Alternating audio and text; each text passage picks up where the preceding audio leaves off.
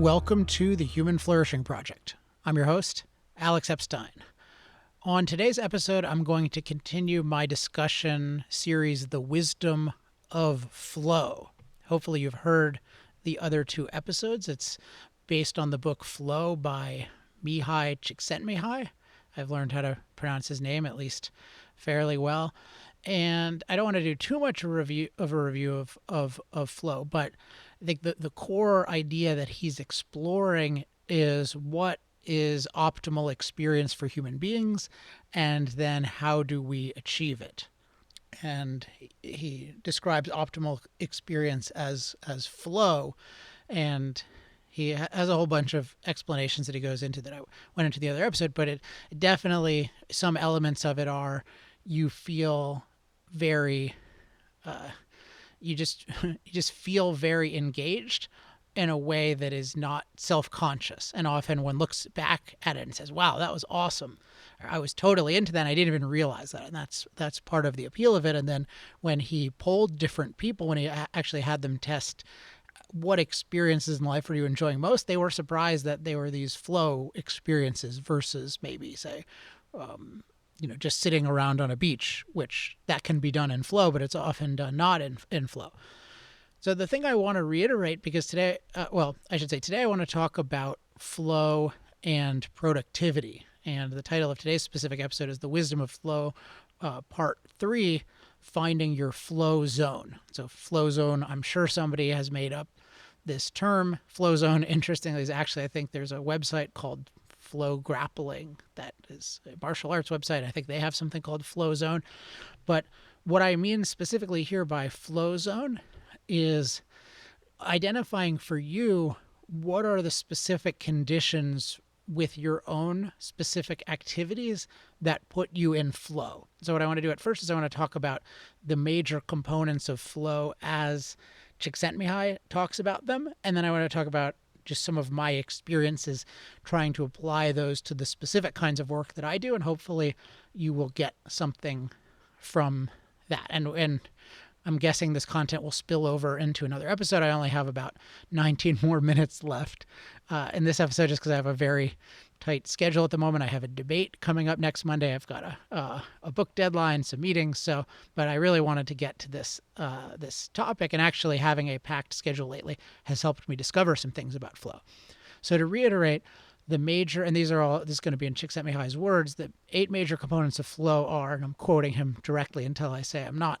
First, the experience usually occurs when we confront tasks we have a chance of completing. Second, we must be able to concentrate on what we are doing. Third and fourth, the concentration is usually possible because the task undertaken has clear goals and provides immediate feedback. Fifth, one acts with a deep but effortless involvement that removes from awareness the worries and frustrations of everyday life. Sixth, enjoyable experiences allow people to exercise a sense of control over their actions. Seventh, concern for the self disappears, yet paradoxically the sense of self emerges stronger after the flow experience is over.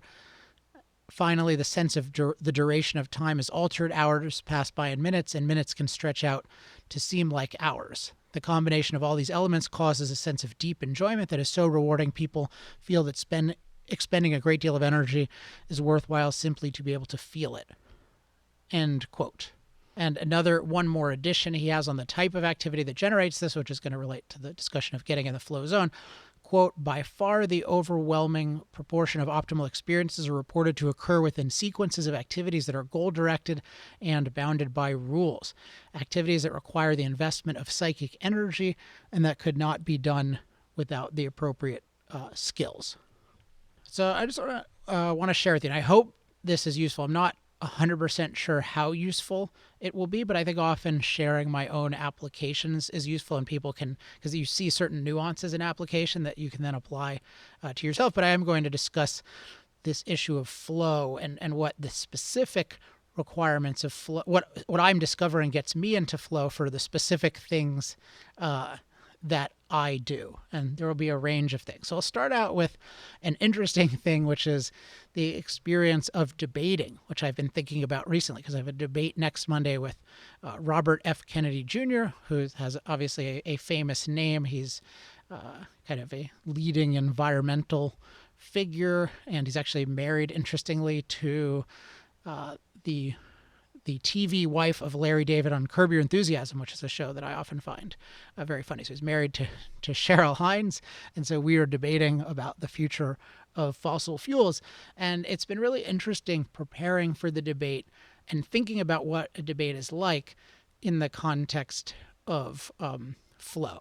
So one thing I've been just talking about the experience of a debate first. The thinking about flow has caused me to think about, okay, when in different debates and public appearances have I felt like I'm in flow, and then when have I felt like I'm out of flow? And I realized something interesting, because my previous way of thinking of it was, which has something to it but is too superficial, is I would say, well, I really like extemporaneous speaking and I hate reading a prepared statement.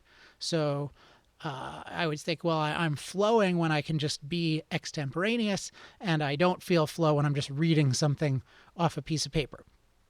And that's true. But then I also was thinking, as I'm preparing for this debate, I've had experiences before where I was extemporaneous and yet I wasn't particularly comfortable. And I thought about, well, what's going on there?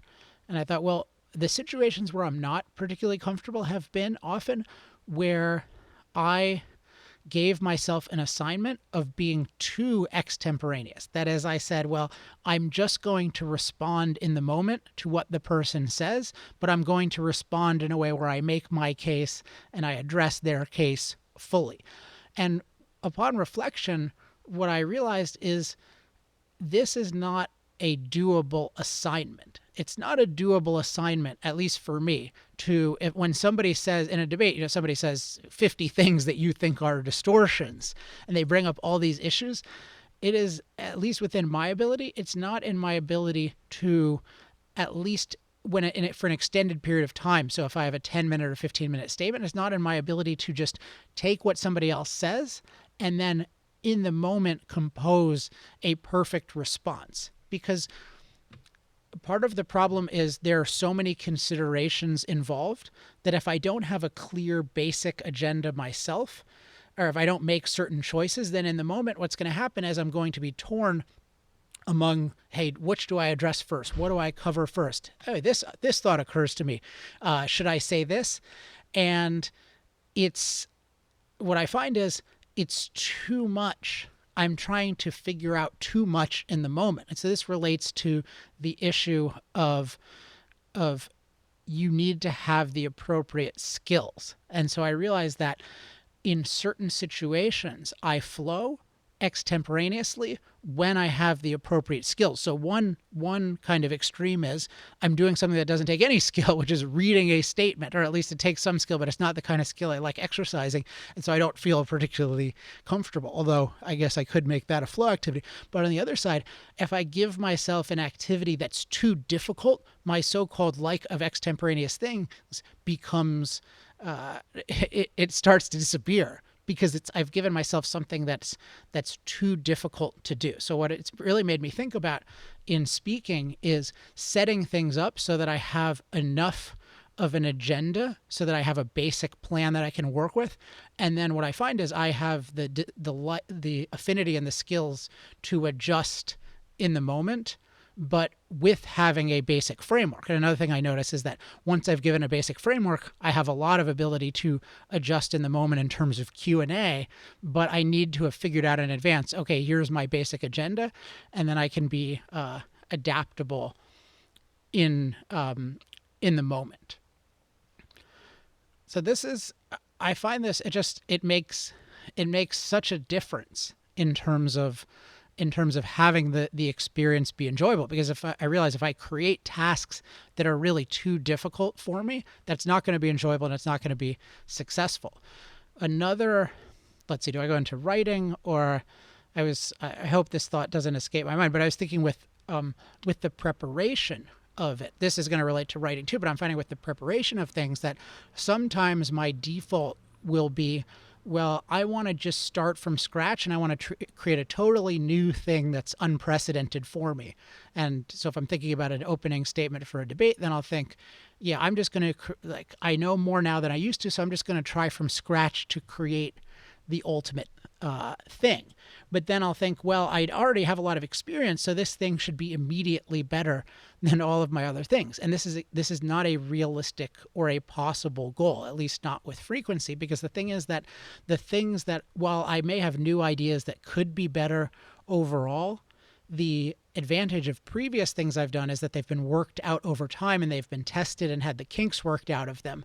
And thus, they they're going to be at a quality level in many ways that my first attempt at something can't match. So if I decide, hey, I want to do something totally new, then to be in flow and to be successful, I have to acknowledge this is going to be a sequential process where I have to do many iterations, and the first ones will almost certainly not be as good as the previous things. But if I don't recognize the limits of my skills and the nature of the activity, then it's going to be frustrating. This is what I was finding. I would have an idea and think, oh, I just want to do this totally new thing. This is a great idea. And then I'd work it out and I would find, oh, wait, there are problems with the execution of this idea, that's kind of obvious that that'll happen. But I had this impossible goal. And so it ultimately made a flow experience and a successful experience quite difficult. And because of that, then when I think about it, it puts a much higher burden on, hey, I want to do something totally new. And often I'll think, well, let me start out with, let's look at the best things that I've done and then figure out, okay, what can I do that's maybe an improvement on those and that's an incremental improvement. And then maybe I'll work that out to my satisfaction. And then if I have some new idea, yeah, then I get to play with that and maybe roll the dice and test it out in, in some sort of practice situation, but don't create a situation where I'm saying I have to create something new and unprecedented and great and without major problems on a very, very quick timetable. So a lot of this comes down to identifying a goal that's challenging and achievable, and that it recognizes one's skills, and that doesn't just leave them to do nothing. That isn't boring, but it also doesn't lead to this impossibility.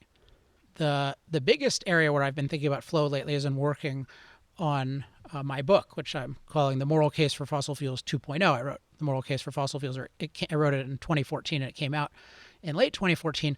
And that's been a really fascinating experience, including certain difficulties. And one thing I'm really learning about that relates to my flow zone and my productivity is and this I think will be different for different people, but for me, thinking about flow and just working on this project has changed my own perception of the relationship, like my ideal relationship with writing and outlining.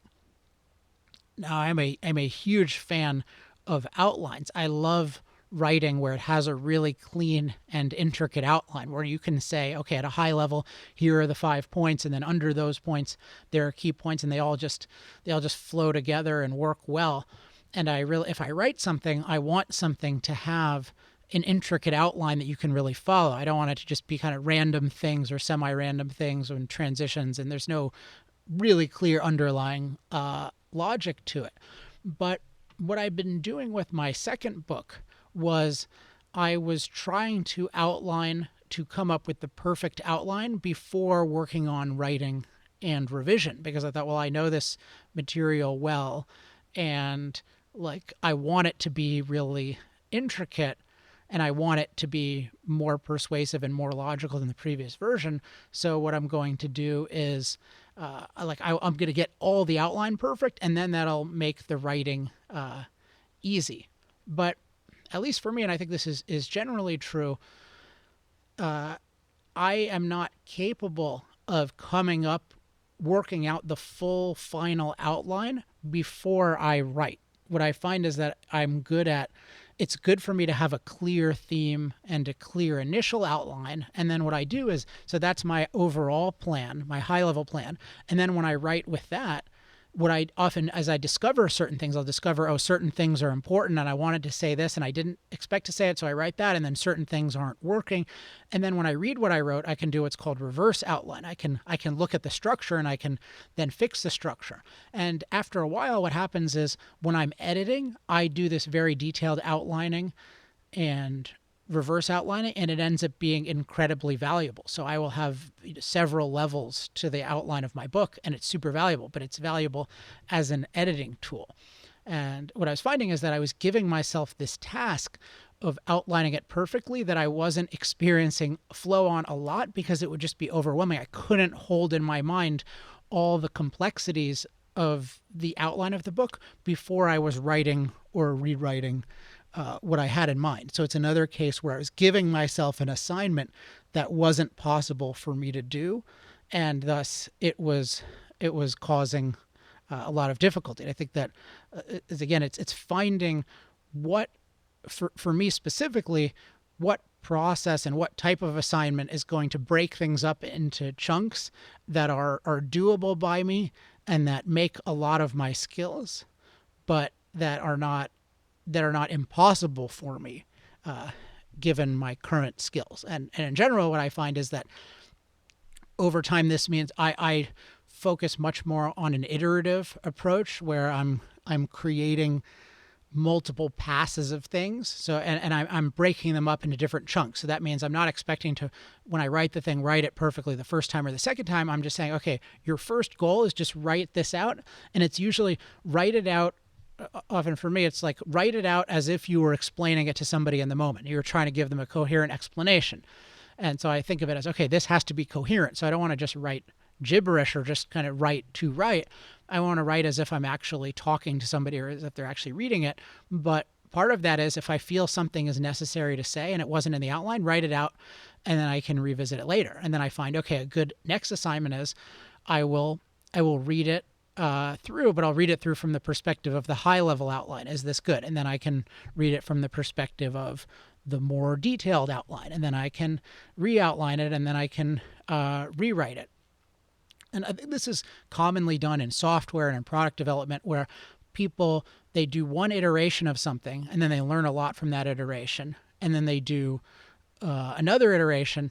And this general process I've actually discussed a bunch in the set of podcasts about the 80%, which I highly recommend listening to. But the interesting thing about 80% is, so this means thinking in terms of, I'm going to do a version of whatever I'm doing, I'm going to do a version of it to 80%, what I perceive of as 80% of my potential. And that eliminates a lot of perfectionism and procrastination. And the idea is once I do it to 80%, then I myself will learn a lot about the project. And so my next, if I do it again to 80%, that will probably be better than 100% would have been originally, and it'll take a lot less time. Plus I can bring in other people to help me who could look at my first 80% and then make their own 80% effort and then improve it. So that's the idea of 80%. And it's a very iterative approach.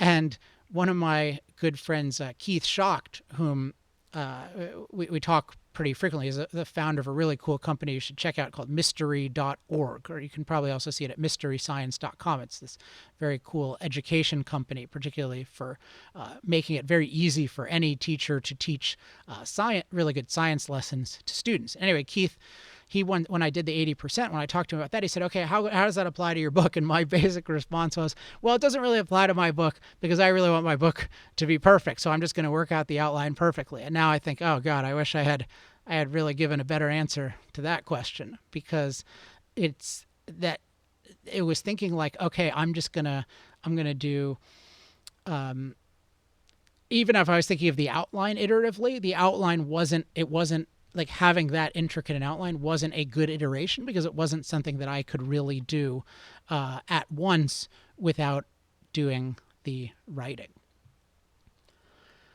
So one more example of getting in the flow zone in a different kind of category, which and this is another thing I've talked about, but I'm talking about it now from the perspective of flow, which is time blocking.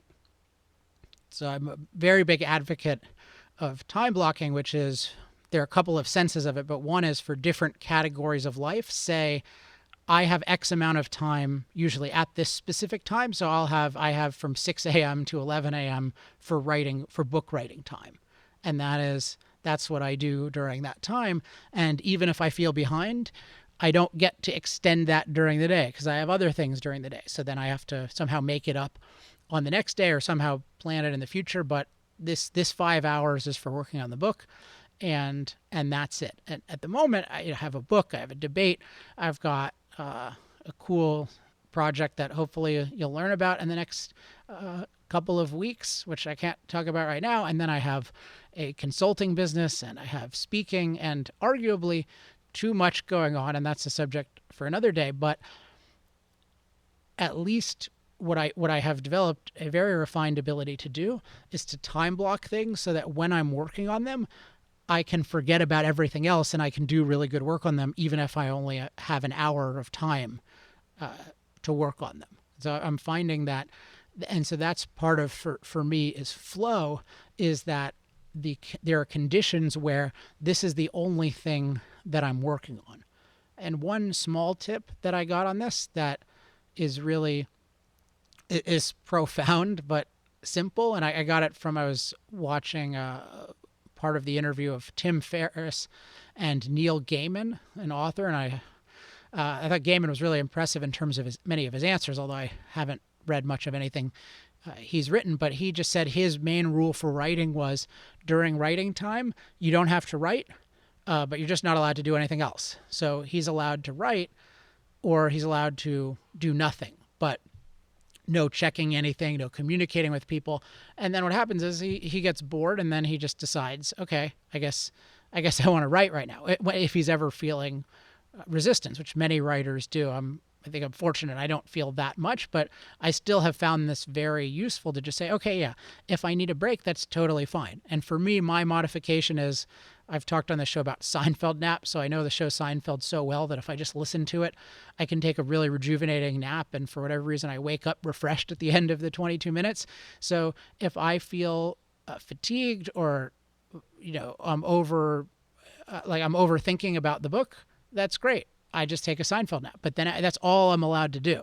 And I'm not that eager to listen to episodes I've already heard 10 times before. That it's a distraction, but it's my form of, if I need some rejuvenation, I can do that. But no looking at jujitsu websites, which is a particular distraction of mine. So this is a different category, this time blocking, and this within time blocking, this rule of you can do the thing. You don't have to do the thing, but you have to do the thing or nothing. But I'm now thinking of these things from the perspective of, okay, how do I get in my flow zone? The biggest thing is probably having the goal that is activating my skills, but not overtaxing my skills, or not impossible for me. That is probably the biggest thing, but there are plenty of other aspects as well. And I'll be interested to know from listeners to the show, what thoughts do you have about how you get in the flow zone for your specific activities? And feel free to share the details of your activities, because I often find it useful to hear how somebody applies something to a specific thing, even if I don't do the thing, and then I can imagine how it applies to my own work. So that is the show for today, The Wisdom of Flow Part 3. I hope you enjoyed it. If you have any questions, comments, love mail, or hate mail, you can message me at alex@alexepstein.com. No response promised, but I will read it and do appreciate it. If you want to participate in the discussion about the show, go to facebook.com/Human Flourishing Project. And if you want weekly updates or bi-weekly updates, usually about when the show comes out, go to humanflourishingproject.com and enter in your email. That's it for this week. I wish you a week of flow in your creation and in your recreation, and I wish myself one as well. Okay, that's it for this week. Until then, I'm Alex Epstein. I will talk to you guys probably in 2 weeks. Until then, I'm Alex Epstein. This has been the Human Flourishing Project.